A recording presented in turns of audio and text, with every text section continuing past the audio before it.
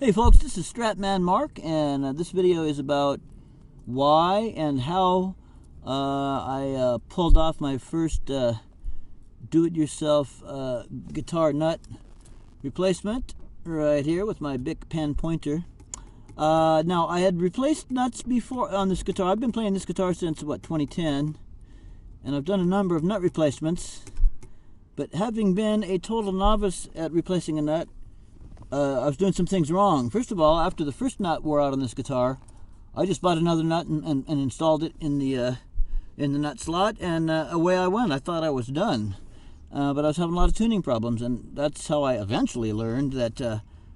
And it had slots in it, by the way. The replacement nut that I bought, it was nylon, by the way, white nylon plastic.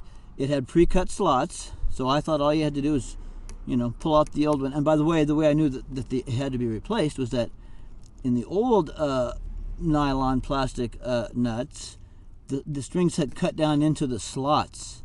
And if you looked really closely with a magnifying glass, you could see that in addition to the notch, intended by the factory on the nut, there was a thinner notch that was cut down through by the string.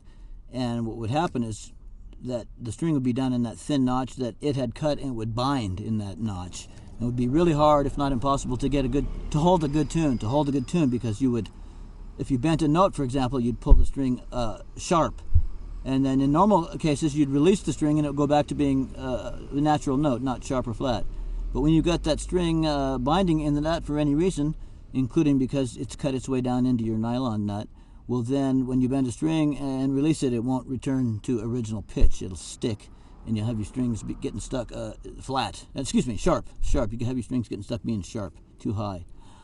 So my first novice mistake or thing I didn't know is that you can't just buy a slotted nut and throw it in there and you're done. You actually have to go ahead and even when you have pre-cut string slots here, you still got to go in and work on these slots to make sure that they are just right for your particular guitar. Now I'm going to move my camera in a little bit closer here so we can see more of this nuttiness of the nut here. All right, so there we go. So okay, so and I didn't really learn about that you can't just buy a slotted nut and drop it in and be good to go. I didn't know that until very recently. Okay, so to add to all that, I also wanted to upgrade to a brass nut, which is what we're looking at right here. That's a brass nut. I'm trying to get the lighting situation set up better, ladies and gentlemen. All right, so there, that should be pretty good. Okay, so that's the brass nut here. I want to upgrade to a brass nut, and there we go. Let's try that and get a little closer. Got my camera on a tripod here. Okay, so there we go. So I wanted to upgrade to a brass nut because I suspected, still adjusting my lighting, ladies and gentlemen, I suspected, let's see, okay, I suspected, ladies and gentlemen, that I would get more sustain, and I didn't know what kind of a tonal difference there was going to be, but I suspected, in addition to the increased sustain, that there would be some kind of a nice additional quality, and that's really about all I had figured on. All right, so this brass nut here, unlike the nylon nut, which I could buy pre-slotted, and this is my Stratocaster, by the way, and it's got a radiused neck, a 7 1/4 inch radius neck. Anyway, in addition to not being able, the nylon nut replacement you can buy pre-slotted, and then all you have to do is actually work the slots a little bit to make sure they're right for your guitar and your setup. But on the brass nut, there's no slots at all. There's nothing.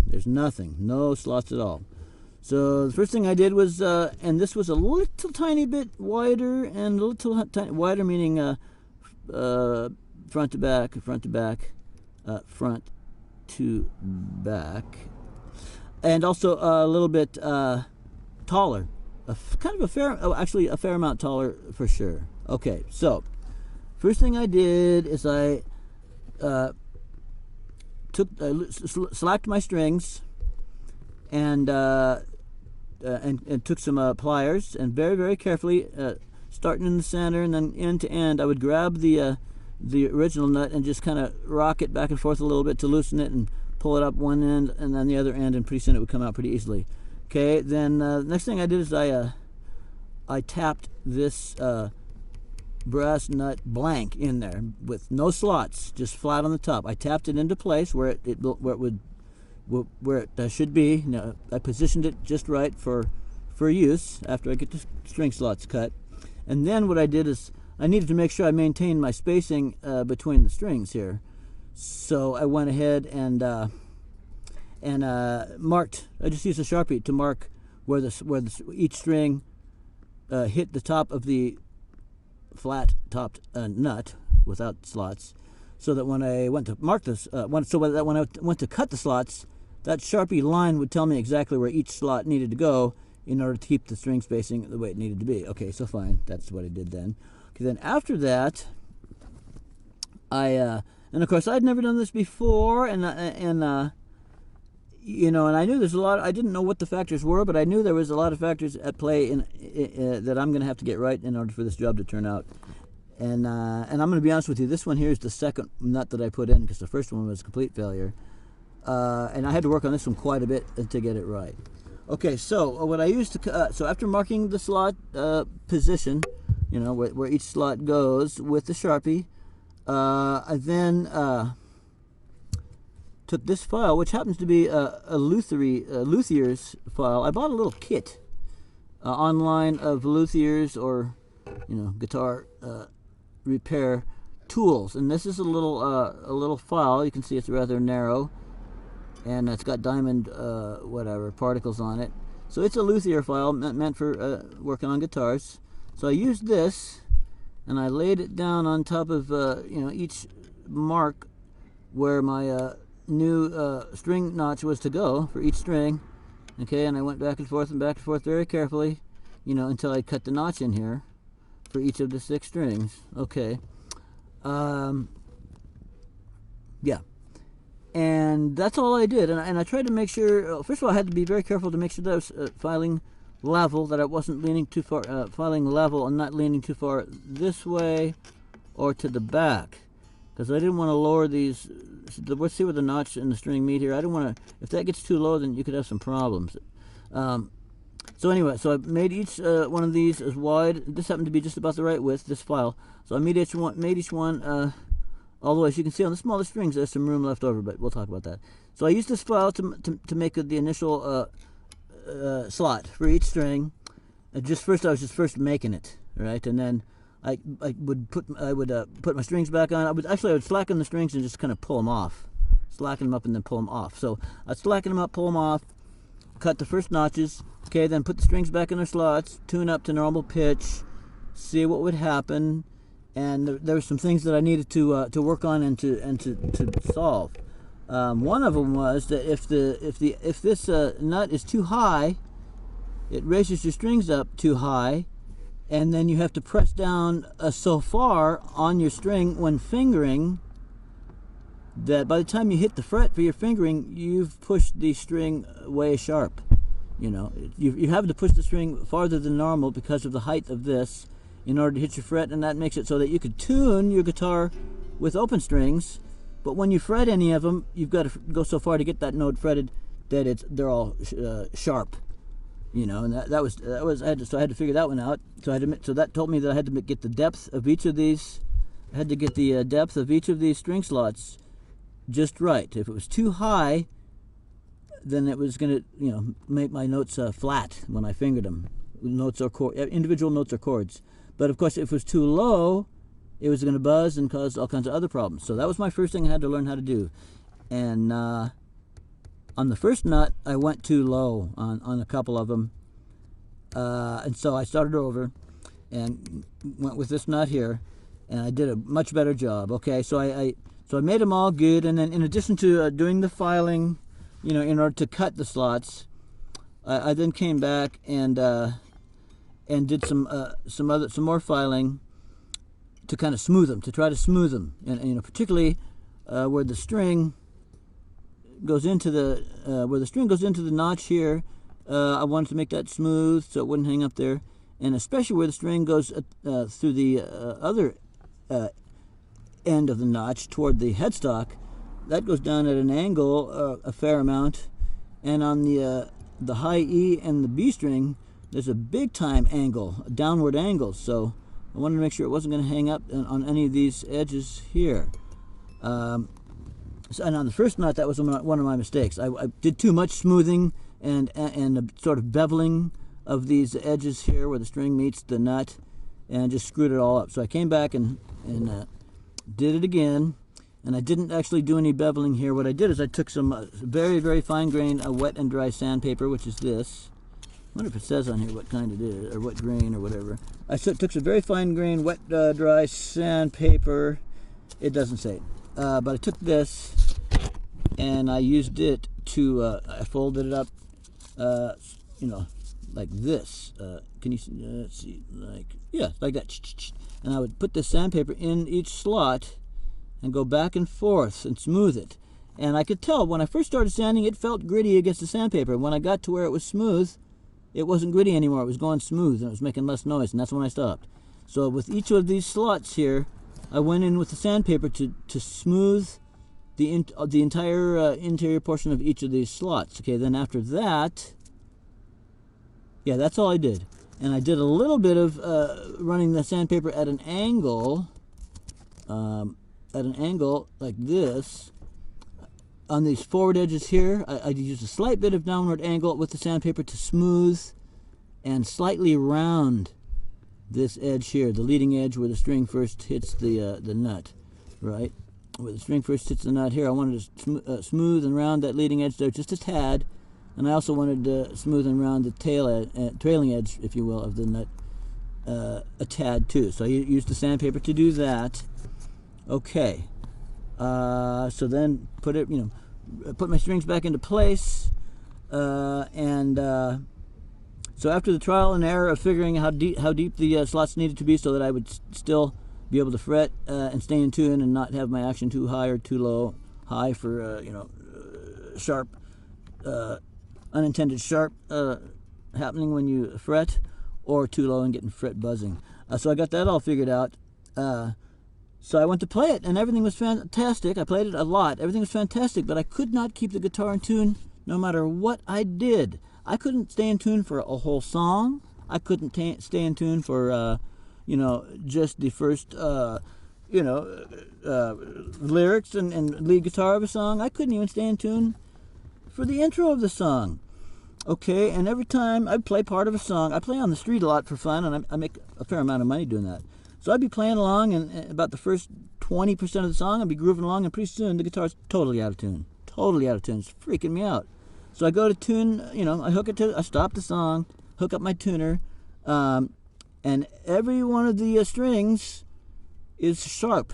It's sharp by quite a bit, right? I have to tune down. And I play again. All the strings are sharp. So I was thinking about this, and I thought to myself, okay, this is what it seems like is happening to me conceptually. It seems to me that these, I was figuring that these string slots in my hand cut, brass nut, even though I had filed them smooth and sanded them smoother still, I suspect they were not smooth enough, that they were still rough, and that the strings were hanging up in the string slots on the nut. And my thinking behind that, my logic behind that, if you will, was that I would bend a note, which I do all the time. I play mostly blues or blues-inspired music.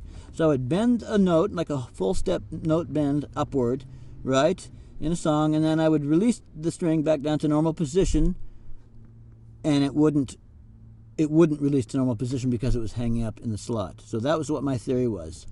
The string, and this was true of all the strings, but particularly the high E and the B, and that I later realized was because there's a severe downward angle between the nut and the string tree on the headstock.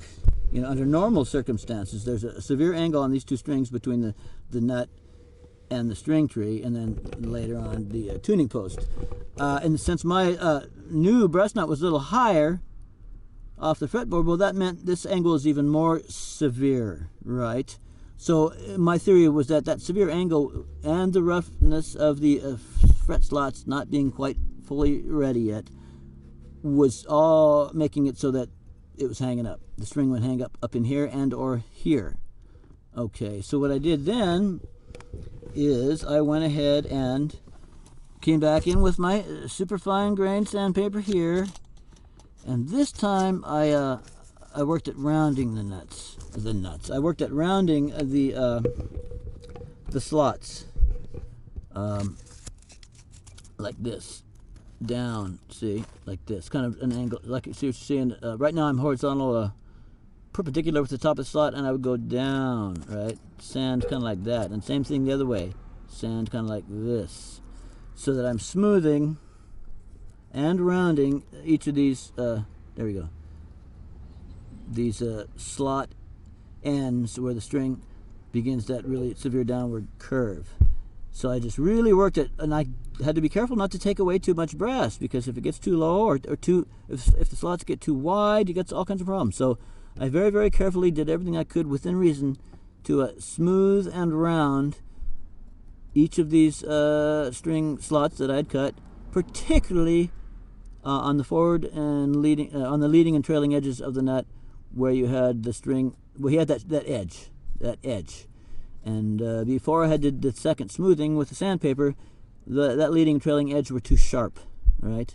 So I smoothed the slot as a whole on each one, and then second step was to go ahead and smooth and round the leading and trailing edges of the slot where there was a hard edge there. I softened and smoothed and rounded that, and that solved the problem, folks. That solved the problem.